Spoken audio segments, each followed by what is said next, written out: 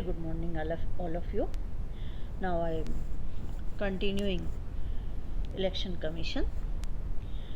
आज से पहले हमने जो बात की थी निर्वाचन आयोग के संगठन के बारे में, और हम चर्चा कर रहे थे कार्यों के बारे में। कार्यों के बारे में हमने जो चर्चा की थी वो राजनीतिक दलों को पंजीकृत करना और उन्हें चुनाव चिन्ह आवंटन करने से संबंधित। एक और कार्य है जो चुनावों से संबंधित, कि यह चुनाव में विभिन्न राजनीतिक दलों द्वारा किए गए प्रदर्शन के आधार पर उन्हें राष्ट्रीय व राज्य स्तरीय दलों का दर्जा प्रदान करना। राजनीतिक दलों की पहचान और चुनाव चिन्ह से संबंधित जो भी विवाद होते हैं उसमें न्यायालय की भूमिका निभाना, यानी उनका निपटारा करना। निर्वाचन व्यवस्था से संबंधित विवादों की जांच के लिए अधिकारी नियुक्त करता है, यानी कौन अयोग्य है, और इस मामले में वो एडवाइजरी रोल प्ले करता है।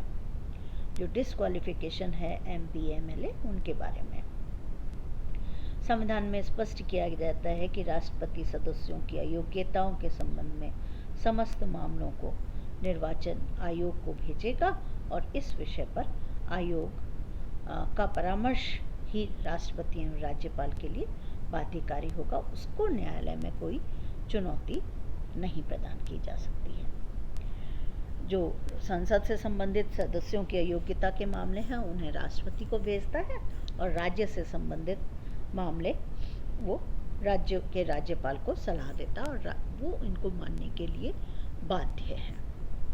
राष्ट्रपति और राज्यपाल के पास चुनाव को संपन्न कराने के लिए जरूरी स्टाफ को उपलब्ध कराने के लिए निवेदन करता है। हम देखते हैं कि चुनाव का कार्य है वो पूरे देश के लिए एक मेले के समान होता है, जिसमें कार्य के लिए बहुत सारे लोगों की आवश्यकता होती है। तो ऐसे समय में जो निर्वाचन आयोग है उनसे सहायता लेकर के उनका स्टाफ को प्राप्त करता है और उनकी ड्यूटीज़ लगाई जाती है ताकि वो कार्य करते हैं। चाहे वो चुनाव से संबंधित नामावली तैयार करना है, या निष्पक्ष चुनाव कराना है, या काउंटिंग करानी है, या वोटिंग करानी है, उन सब के लिए कार्य करता है। यह चुनाव कार्यप्रणाली का सर्वेक्षण करता है और स्वतंत्र एवं निष्पक्ष चुनावों को संपन्न कराना भी सुनिश्चित करता है। अगर अनियमितता और दुरुपयोग हो रहा है तो किसी निर्वाचन क्षेत्र के मतदान को रद्द करने का कार्य भी कर सकता है।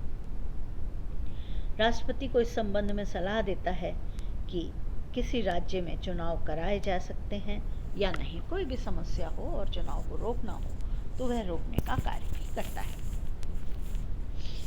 3 निर्वाचन आयुक्तों के अलावा निर्वाचन आयुक्तों को सहायता प्रदान करने के लिए उप निर्वाचन आयुक्त भी होते हैं, और इन अधिकारियों की नियुक्ति निर्वाचन आयोग द्वारा निश्चित कार्यकाल के साथ साथ सिविल सेवकों में से की जाती है। मुख्य निर्वाचन आयुक्त राज्य सरकार से सलाह करने के बाद राज्य के मुख्य निर्वाचन आयुक्तों को नियुक्त करता है। जिलाधिकारी जिला स्तर पर मुख्य निर्वाचन अधिकारी होता है, और मुख्य निर्वाचन अधिकारी द्वारा प्रत्येक निर्वाचन क्षेत्र के लिए निर्वाचन अधिकारी नियुक्त किए जाते हैं, और वह वहीं निर्वाचन क्षेत्र के प्रत्येक मतदान केंद्र के लिए भी अधिष्ठाता नियुक्त किए जाते हैं। अतः निर्वाचन आयोग भारत के निर्वाचन प्रणाली की निगरानी करने वाली संस्था है। राजनीतिक दलों के लिए आवश्यक है कि वह अपने आय कर का भुगतान करें। यह कदम चुनाव में पैसे और ताकत के प्रयोग को कम करने के लिए उठाया जाता है। यह भी जरूरी कर दिया गया है कि चुनाव लड़ने वाले प्रत्येक व्यक्ति को एक शपथ पत्र जमा कराना होगा, जिसमें उसके खिलाफ चल रहे आपराधिक मुकदमों और संपत्ति से संबंधित जानकारी शामिल होगी। इस कदम का लाभ यह हुआ कि मतदाताओं को प्रत्याशियों से संबंधित जानकारी हासिल हो सकी है। राजनीतिक दलों को मान्यता प्रदान करना। राजनीतिक दलों को पंजीकृत करता है, उन्हें चुनाव चिन्ह प्रदान करता है, चुनावों में विभिन्न राजनीतिक दलों द्वारा किए गए प्रदर्शन के आधार पर उन्हें राष्ट्रीय व राज्य स्तरीय दलों की दर्जा देता है। भारत में चुनाव सुधार आवश्यकता और उसके पहलू। भारत में साफ सुथरे लोकतंत्र और स्वच्छ राजनीति को बढ़ावा देने के लिए चुनाव सुधार की बात बहुत लंबे अरसे से की जाती रही है। भारतीय संविधान के अनुच्छेद 324 से 29 चुनाव आयोग और चुनाव सुधार के बारे में बात करता है। राजनीति में दल, धन, बल के प्रभाव को रोकने के लिए चुनाव आयोग ने लोकसभा में चुनाव खर्च की सीमा 50 से 70 हजार के बीच और विधानसभा के लिए 20 से 28 हजार के बीच कर दी। भारत में चुनाव सुधार की हम बात करें तो हमारे पूर्वजों की आकांक्षाओं को बनाए रखने, संविधान के आदर्शों को पूरा करने और निष्पक्ष चुनाव करा के सच्चे लोकतंत्र की भावना को बनाए रखने के लिए चुनाव सुधार आवश्यक है। चुनावी सुधारों की प्रक्रिया का मुख्य जो फोकस है वो लोकतंत्र के मूल अर्थ को व्यापक बनाना है और इसे नागरिकों के अधिक अनुकूल बनाना और वयस्क मताधिकार का अक्षरश क्रियान्वयन करना। चुनाव सुधार से संबंधित बहुत सारे संवैधानिक प्रावधान भी किए गए। अनुच्छेद 324 से 29 में 324 निर्वाचन आयोग को अधीक्षण, निर्देशन, नियंत्रण अधिकारी के बारे में। 25 में ये कहा गया है कि कोई भी व्यक्ति धर्म, वंश, जाति, लिंग के आधार पर विशेष मतदाता सूची से ना तो बाहर किया जा सकता है और ना ही शामिल किए जाने का दावा कर सकता है। अनुच्छेद 326 वयस्क मताधिकार के आधार पर लोकसभा चुनावों और राज्य विधानसभा चुनावों के बारे में बात करता है। 327 विधानमंडल चुनावों के संबंध में प्रावधान बनाने के लिए संसद को शक्ति देता है। 328 राज्य विधानमंडल के चुनाव के संबंध में प्रावधान बनाने के लिए राज्य विधानमंडल को शक्ति देता है।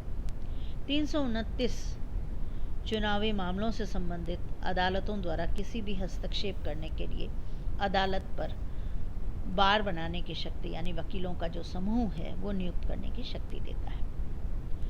निर्वाचन सुधार से संबंधित कुछ पहलुओं पर भी हम बात करेंगे। उम्मीदवारों की पृष्ठभूमि के बारे में पारदर्शिता, चुनाव प्रक्रिया को बल और पैसे की शक्ति से मुक्त रखना, व्यापार और राजनीति के बीच सांठगांठ पर रोक लगाना, वोट डालने के योग्य सभी नागरिकों को एक आरामदायक, दोस्ताना और वोट डालने की सुविधा देना, मतदाताओं की गोपनीयता को कायम रखना, गोपनीय मतदान की बात हम जब की जाते हैं, आदर्श आचार संहिता को लागू करना, चुनाव प्रक्रियाओं में तेजी लाना, निर्वाचन नामावलियों को व्यवस्थित तरीके से चलाना, ये कुछ पहलू हैं जिन पर ध्यान रखने का कार्य निर्वाचन आयोग का होता है। भारत में हम बात करें तो बहुत सारी समस्याएं निरंतर आती जा रही हैं। चुनाव प्रक्रिया को दिन की स्थिति प्रतिदिन की स्थिति को प्रतिबिंबित किया जाना चाहिए और समकालीन समाज पर उसे थोपा नहीं जाना चाहिए। राजनीति के अपराधीकरण को रोका जाए, सरकारी तंत्र के दुरुपयोग को रोका जाए, चुनावी प्रक्रियाओं में पैसे और बाहुबल को हतोत्साहित किया जाए, चुनाव में जो गंभीर उम्मीदवारों को हताश करने की प्रक्रिया है उसको भी रोका जाए। निर्वाचन प्रक्रिया को तटस्थ होना चाहिए, किसी भी राजनीतिक दल से जुड़ करके कार्य नहीं करना चाहिए।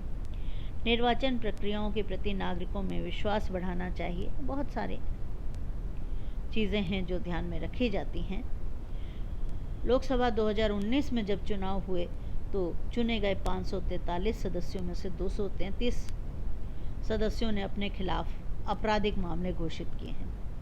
यह 2009 के बाद से घोषित आपराधिक मामलों वाले सांसदों की संख्या में 44% की वृद्धि है। इससे आप अंदाज़ा लगा सकते हैं कि देश की संसद में कितनी बड़ी मात्रा में अपराधी पहुंच रहे हैं और सभी संवैधानिक संस्थाएं सिर्फ मूक दर्शक बनी हुई हैं। इसलिए अब समय आ गया है कि भारतीय राजनीति के मसल्स और मनी के प्रभाव को कम करने की दिशा में मजबूत कदम उठाए जाएं ताकि लोकतंत्रों को सही अर्थों में लोगों का तंत्र बनाया जा सके। इस बात पर आप सभी विचार विमर्श करें और एक लोक प्रशासन के विद्यार्थी होने के कारण चुनाव प्रक्रिया में हम क्या अपना योगदान दे सकते हैं उस पर भी हम चर्चा कर सकते हैं। आज की इस वीडियो चुनाव के संबंधित निर्वाचन आयोग पर जो हमारा वीडियो लेक्चर है उसे अब मैं समाप्त करती हूँ। Thank you to all of you.